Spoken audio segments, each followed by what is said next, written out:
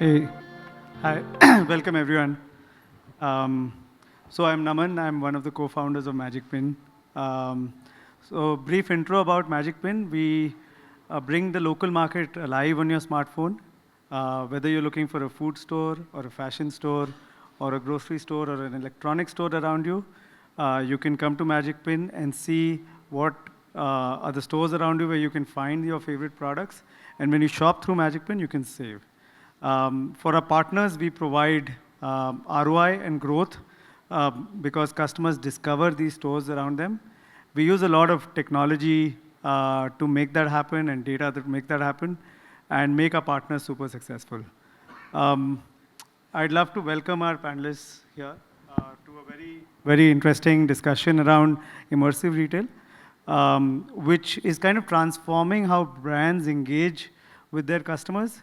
But how do we measure its success and scale it profitably? I think the question is, it's a very interesting and engaging way to connect with your consumer, but how do you measure the effectiveness of it and how do you scale it profitably? And we have a great panel here of industry leaders on what's working for them and what they think will happen next. I'd hand it over to each of you to give a brief intro about yourself and define what immersive retail means for each of your brands. Jiten, you can start. So hi everyone, I'm Jiten. I work for Shopper Stop. So for me, immersive retail is about creating affinity and immersive engagement. So I think uh, it's both digital as well as in the physical world. So that's what immersive experience means to me.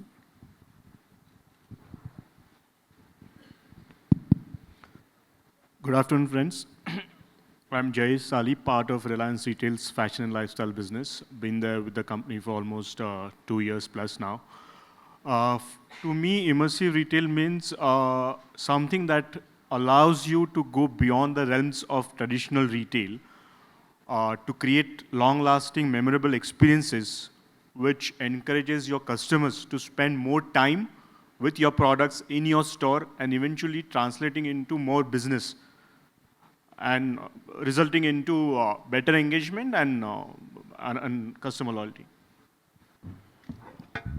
Hi. Uh, Hi, everyone. I'm Bhavin. I'm part of the Triumph team. Uh, I would just want to say one thing when it comes to immersive retail and experiential marketing. Uh, we should just not look at an immediate sale, but also look at a long-term customer value that we end up creating from that. Most importantly, loyalty, engagement, and the long-term customer value. These are the three things that I think all three of us ended up echoing very similar thoughts. Uh, we are in a world where now customers are looking for more experiences, you know, and they don't mind paying premium for those experiences. That's where we need to keep evolving and be as immersive as possible for a first-hand brilliant experience for any consumer.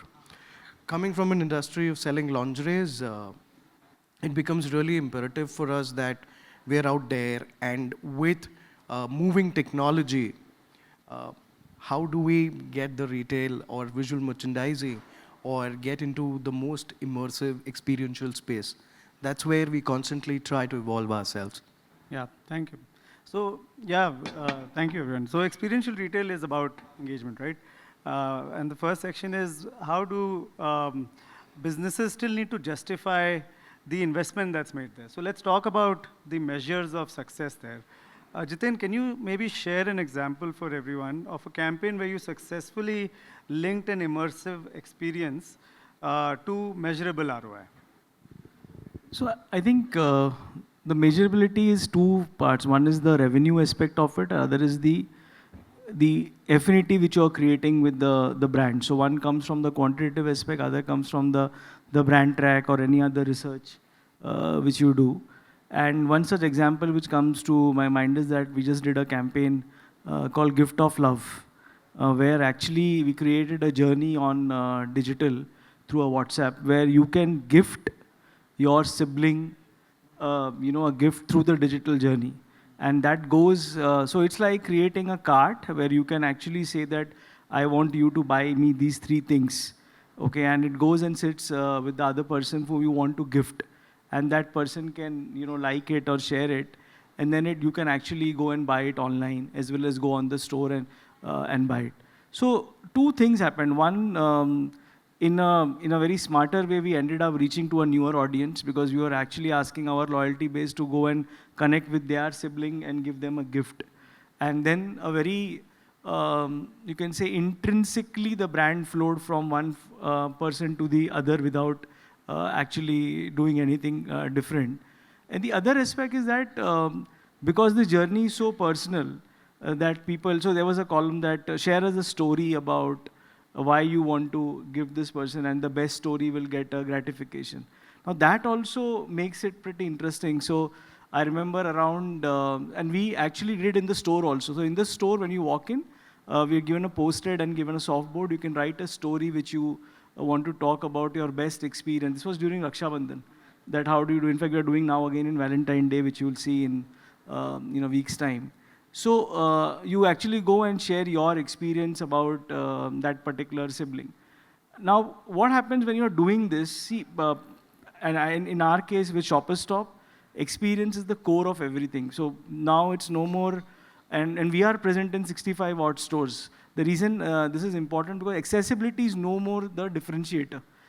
Brands are accessible everywhere. We are in 65, I'm assuming EBOs will be in 200 odd cities. So accessibility is not a differentiation, it's the experience which is a differentiation.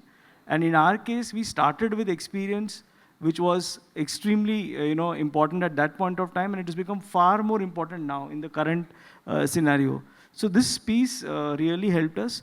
In this journey, we added a large pool of new customers. And the best part is that our core TG is 25 to 35. And in this case, we got a lot of 18 to 25 coming and doing this journey because of this whole WhatsApp adaptation and the UX of the digital facilitated a newer TG coming in. So I think, and it helps us to breed in. So I think this is a good example to say that how you do the same conversation, but in a technology or in a format which is more native to that audience. So I think it really helped us. Very interesting. Yeah. So you were able to also get new customers and a different target segment of customers, which is 18 to 25. Very interesting.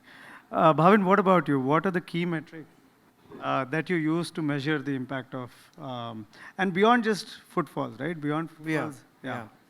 I mean, it's both. The experience, how do we try and keep a sacrosanct experience, a customer is having that particular experience of the store, visuals, be it the visual merchandise or be it the walls.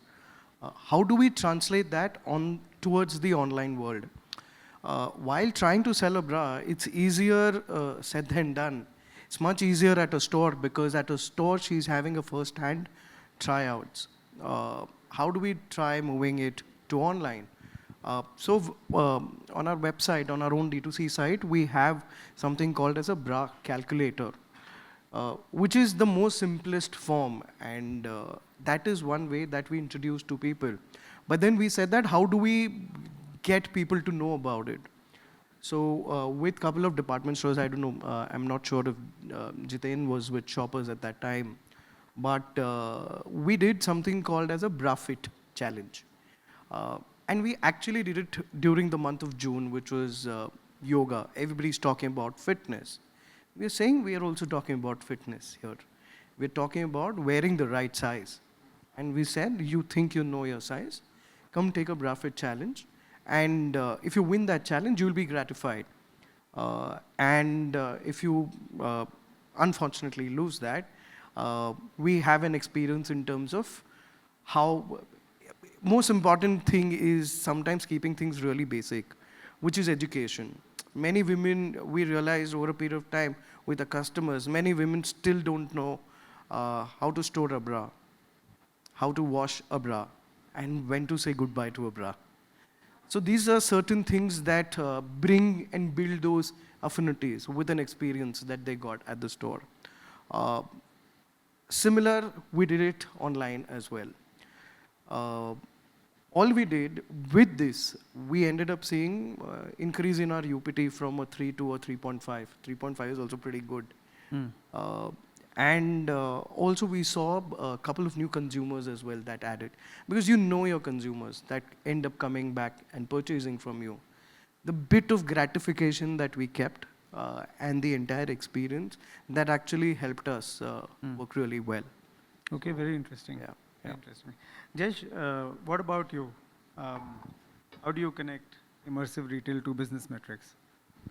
So, Naman, we usually evaluate the performance of our immersive interventions basis two set of metrics. One is your soft metrics, which is your awareness, engagement, consideration. And the second set could be your hard metrics, which is your conversion rate, increase in footfalls, and also growth in revenue.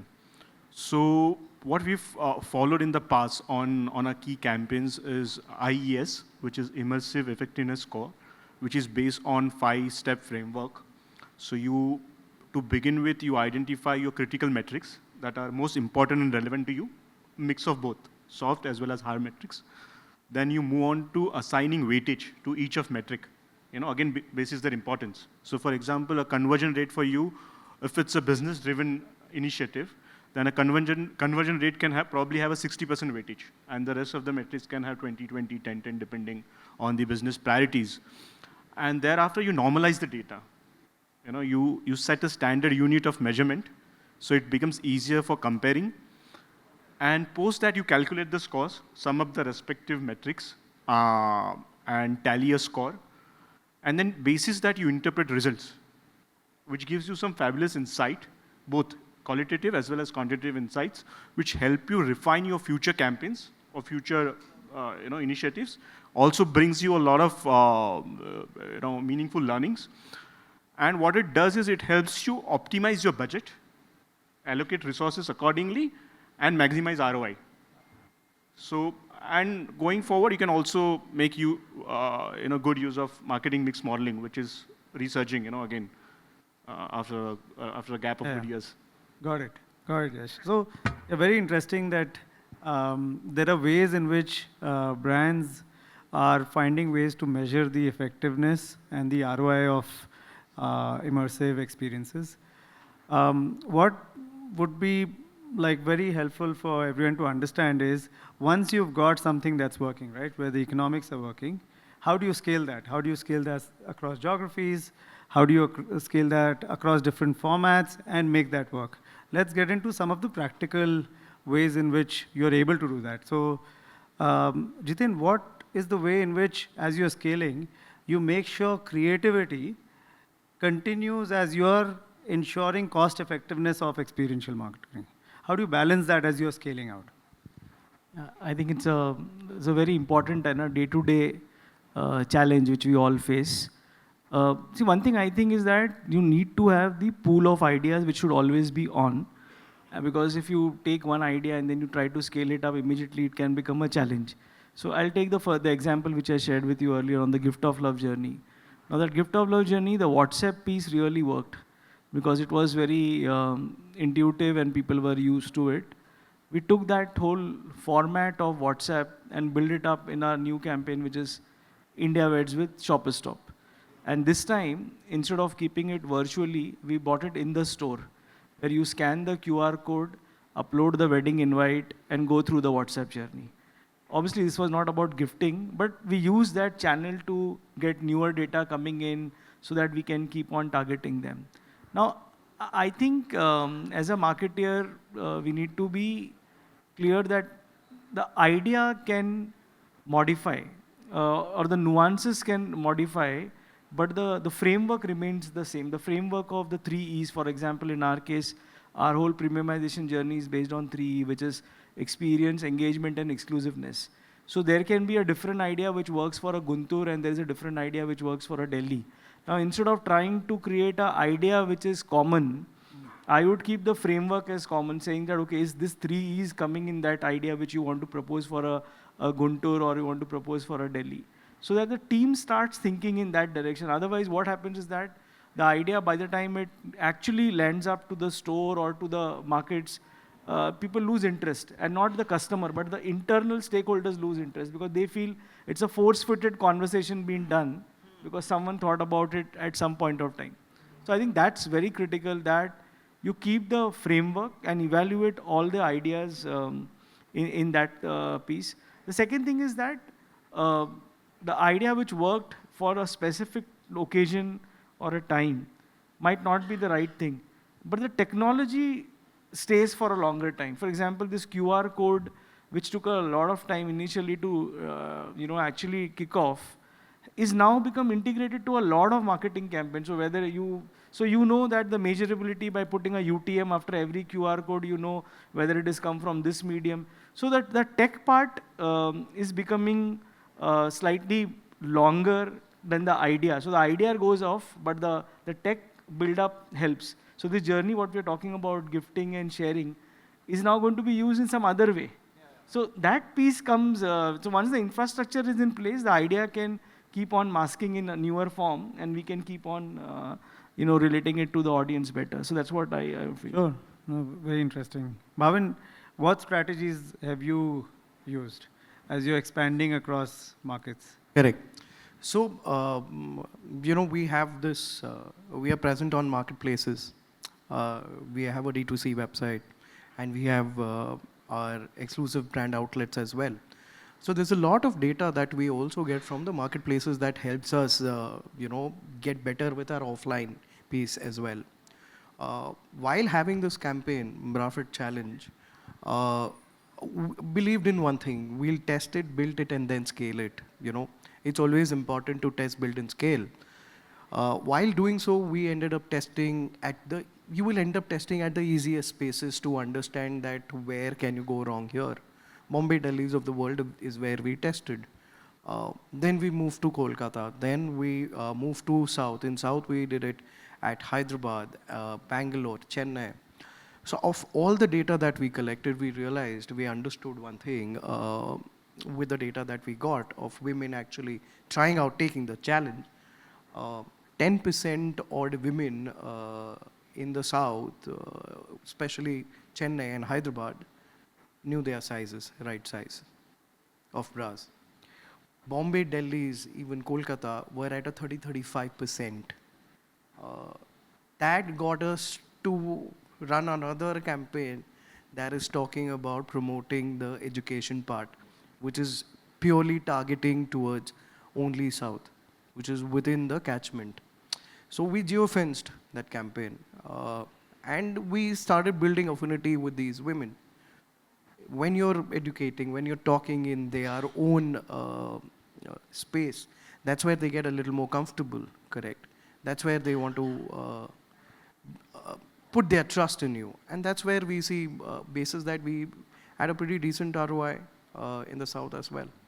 And next thing when we do is the next, which is this year. That's where we'll know that whether that 10% has moved up or not. Interesting. Jayesh, what role do partnerships, let's say with kind of tech firms, influencers, other brands, play in immersive experiences and making them more scalable?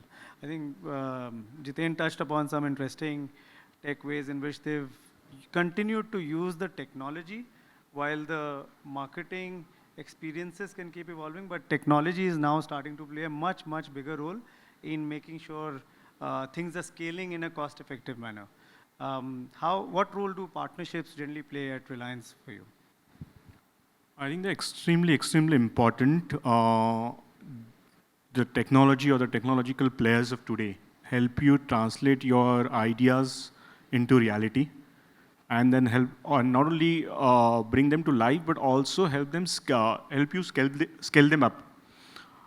We've seen various such examples. I think Cadbury did fabulous job with those customized, personalized ads with Shah Rukh Khan. I think we all are aware of, and extremely proud of that as an example, which we follow as a reference point. So having said that, we've also partnered with various technology players, right from mCanvas to Crescio to various other players who help us with VR, AR related content or stuff, which helps us in to go a step forward and offer a better experience, and an experience which is expected by today's consumers, because technology for them is non-negotiable, especially if you're talking about the Gen Z consumers who are digitally native. They expect technology to be part of your product, whether you're a technology product or no. You could be a fashion brand, you could be an F&B brand, but the moment you support and better the experience with technology in whatever form, they're more than happy to welcome that. And I think that eventually somewhere results in strong brand affinity and customer loyalty. Got it. Jiten, what are the biggest trends that are shaping the future of immersive retail today?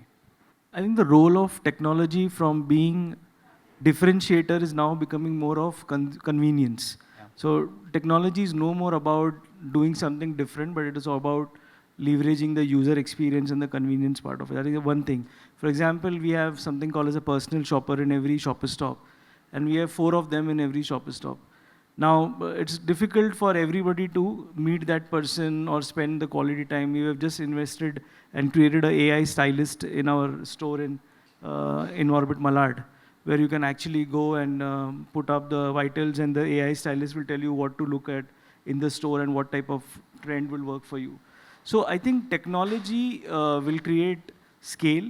Technology will bring in convenience, and to be very frank, whether it is a Gen Z or a millennial, I think technology's got sort of it's built up in the whole conversation now. So I think it's going to play a very, very important role for us. Yeah. Bhavin, if a brand wants to start with immersive retail today, what's the one piece of advice that you'd want to give to them?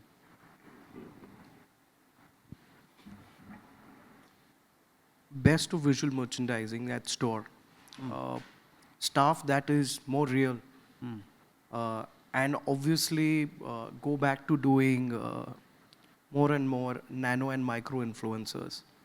Because they are more real people that even in today's world, every woman or any of us would actually connect back with. And I think also meta algorithm is also getting them a little more leverage in terms of the reach and engagement. All in all, put together, customer experience, be it at store, be it online, should be sacrosanct. That's what I would feel. That is the true way of the phygital world, experiential marketing. Sure. Jayesh, if you had to summarize the future of immersive retail in one word, and I'll ask each one of you, summarize the future of immersive retail in one word.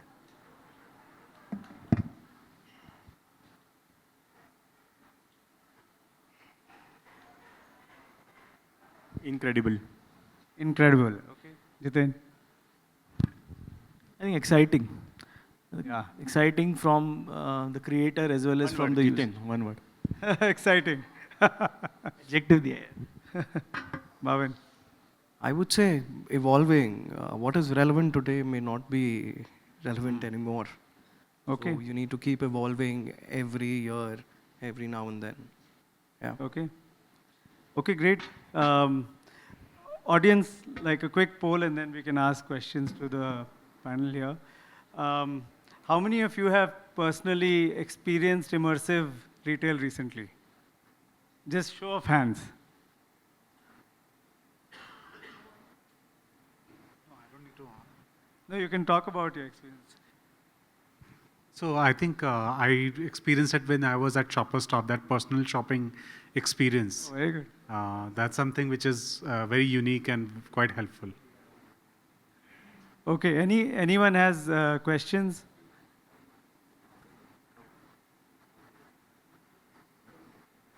Yes.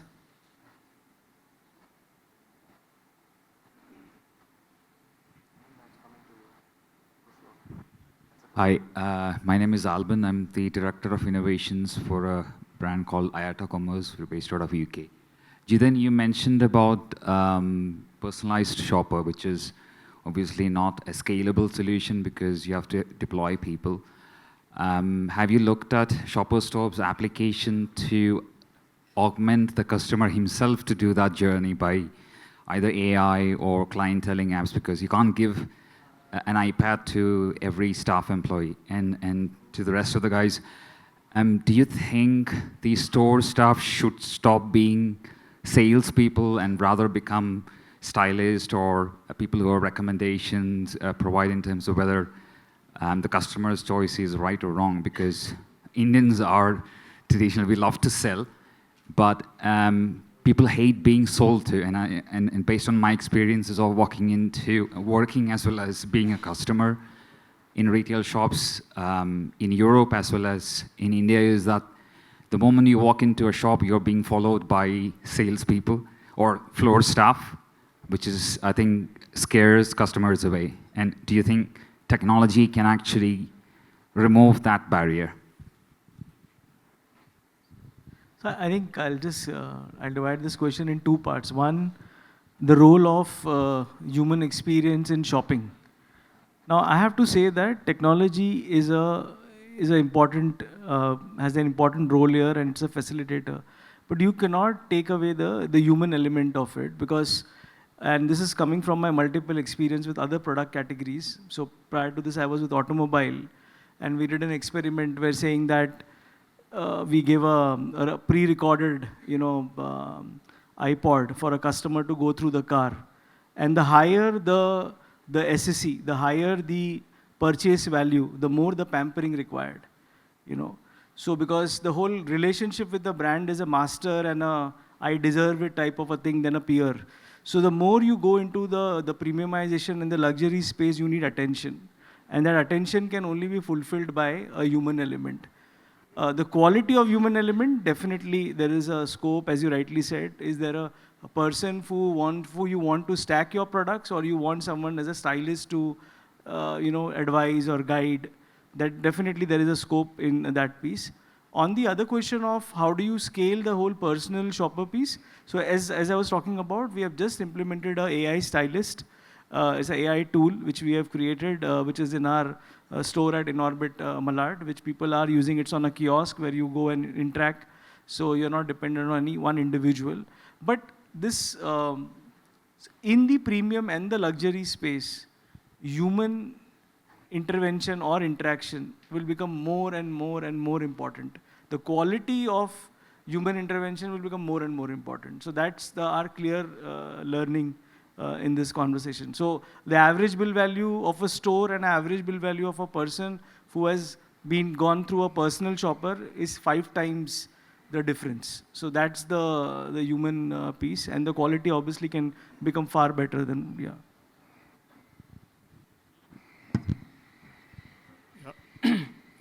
You're spot on when you said that today's sales staff will have to wear the hat of the stylist in times to come, because I think that's what people will expect eventually out of them, and they will have to be specialists. They will have to learn the trades of the business to be able to come across as someone who knows better than the customer, at least on the product that they're selling, or rather influencing. So to me, in a way, there'll be mini influencers, your influencers in stores, who will have to catapult into a role of a fashion stylist or a specialist and not just a salesperson. Okay, I see time's up. So thank you, everyone. Thank you to the panel.